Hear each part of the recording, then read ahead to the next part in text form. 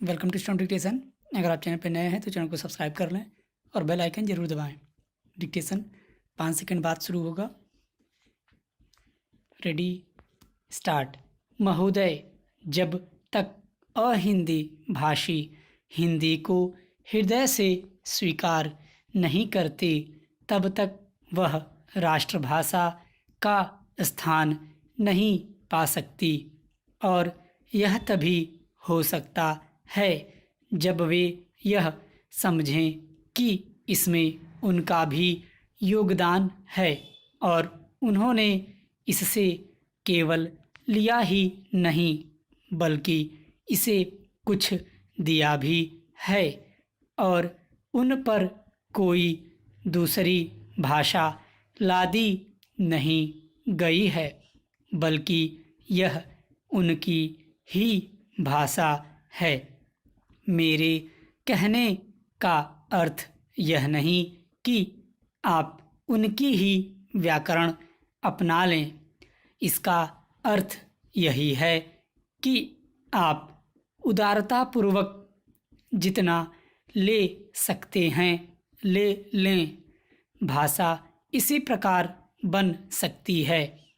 यह भी आवश्यक नहीं है कि उसको स्वीकार करने पर आप वही लिखना आरंभ कर दें, परंतु जो वे लिखें उसको आप गलत न समझें। आज किसी भी भाषा का रूप वही नहीं है जो उसके प्रारंभिक काल में था। उसमें परिवर्तन होता रहता है। हिंदी के इतिहास में भी आपको यही बात मिलेगी।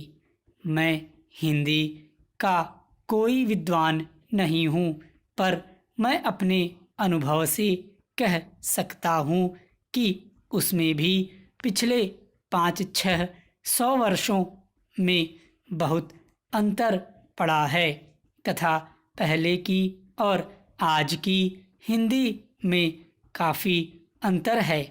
इसलिए नवयुग में जब वह देश की भाषा बनने जा रही है तो उसमें थोड़ा अंतर करना भी पड़े तो वह स्वीकार कर लेना चाहिए, जिससे उसका अन्य प्रदेशों के लोगों के साथ मेल बैठ जाए।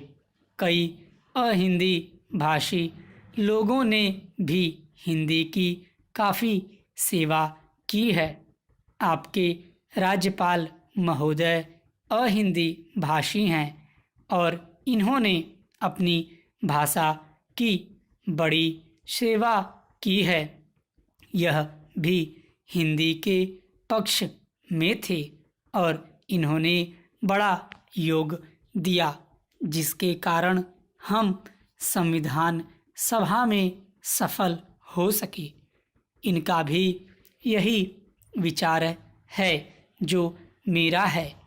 मैं चाहता हूँ कि इनको भी हिंदी की सेवा करने का अवसर दिया जाना चाहिए। उसका फल हिंदी के लिए और देश के लिए अच्छा ही होगा। मानपत्र में आपने संस्कृत के संबंध में कहा है।